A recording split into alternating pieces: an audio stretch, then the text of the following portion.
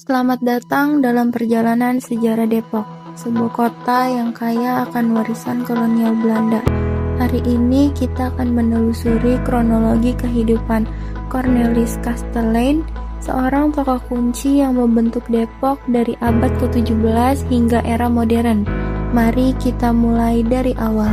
Pada tanggal 18 Mei 1696, Cornelis Kastelein, seorang pengusaha Belanda, membeli tanah di Depok dari pemerintah Hindia Belanda. Tidak hanya itu, ia juga memperoleh wilayah Sringsing. Tujuannya jelas, yaitu membangun perusahaan pertanian dan perkebunan yang besar. Namun, untuk menjalankannya, ia membutuhkan tenaga kerja yang melimpah. Kastelein kemudian membeli 150 orang pribumi sebagai budak.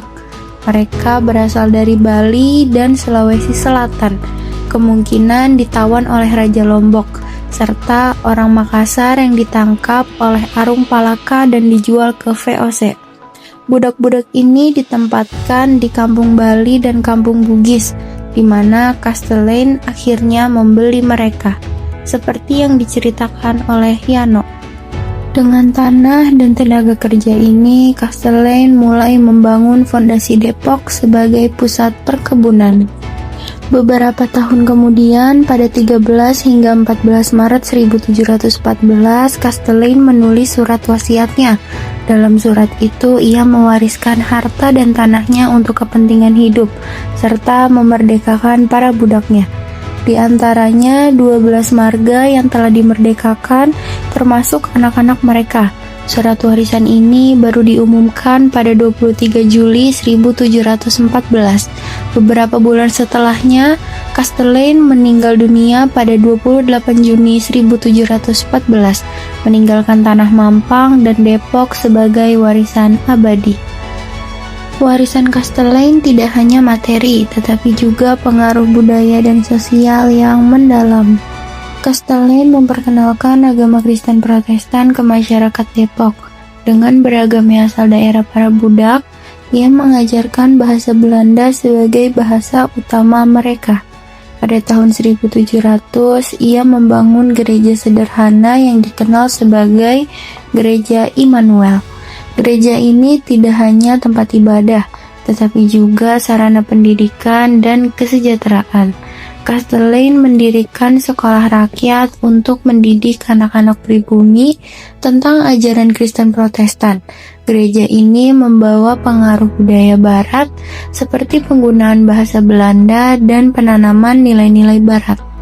Para misionaris Belanda datang untuk menyebarkan ajaran Kristen, mengajak orang-orang kafir dan Muslim bahwa Tuhan Yesus datang untuk menyelamatkan.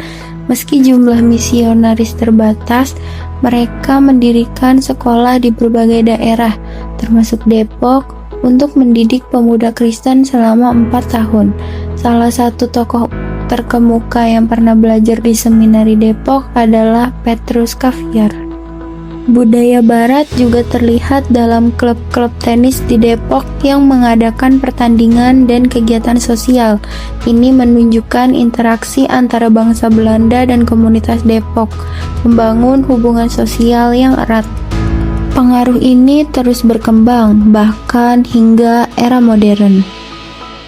Pada tahun 1873 atau 1878, jalur kereta api pertama antara Buitenzorg atau sekarang Bogor dan Batavia yang sekarang Jakarta dibuka.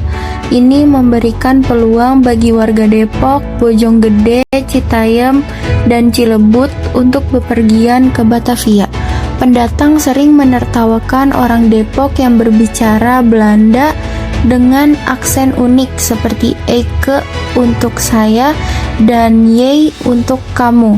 Dari sini muncul istilah Belanda Depok yang menjadi bahan olokan. Namun sejarah Depok tidak selalu mulus. Mari kita lihat peringatan dan tantangan berikutnya. Pada 28 Juni 1929 di Balai Kota Depok diadakan peringatan untuk Cornelis Kastelein.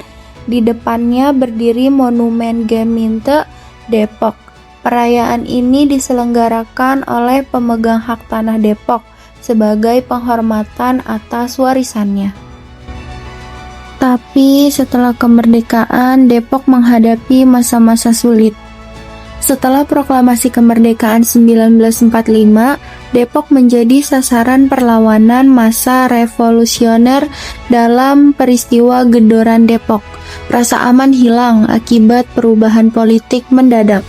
Massa menyerang Depok karena dianggap kontra revolusi, terutama karena percampuran budaya Belanda seperti agama Kristen dan bahasa yang digunakan. Dengan gegabah, mereka menghancurkan gereja, sekolah, panti asuhan, bahkan makam. Laki-laki, perempuan, dan anak-anak menjadi tawanan tanpa fasilitas makanan atau minuman. Setelah konflik selesai, tawanan yang ditahan di Bogor sejak 1945 dikembalikan ke Depok pada 1949 oleh Konica Bogor. Namun saat tiba, mereka tidak mengenal rumah masing-masing karena kerusakan bangunan. Hak kepemilikan tanah mereka pun berubah menjadi milik pendatang selama kekosongan 1945 sampai 1949. Nah, itu tadi kronologi Depok dari awal sampai akhir, dari pembelian tanah Kastelein sampai badai revolusi yang mengubah segalanya.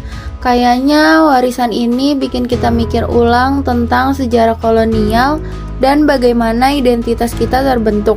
Makasih ya udah ikut dengerin. Kalau penasaran lebih dalam, Depok masih punya banyak cerita seru buat dieksplorasi sendiri.